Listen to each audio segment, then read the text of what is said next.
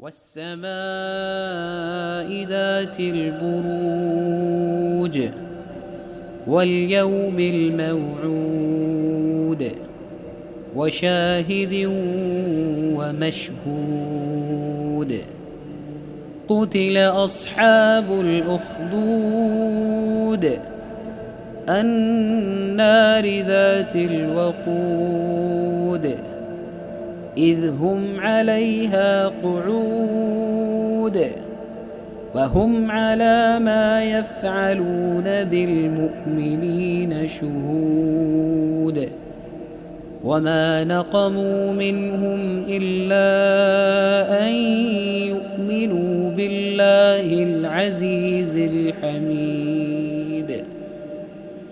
الذي له ملك السماوات والأرض والله على كل شيء شهيد إن الذين فتنوا المؤمنين والمؤمنات ثم لم يتوبوا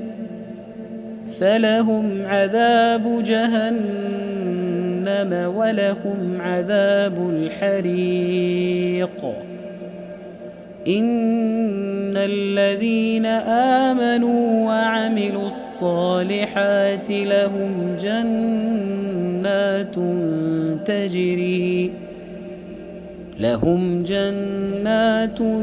تجري من تحتها الأنهار ذلك الفوز الكبير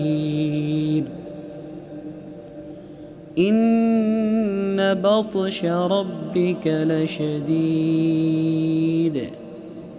إنه هو يبدئ ويعيد وهو الغفور الودود ذو العرش المجيد فعال لما يريد هل أتاك حديث الجنود فرعون وثمود بل الذين كفروا في تكذيب والله من ورائهم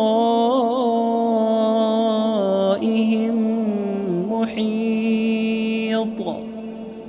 بل هو قرآن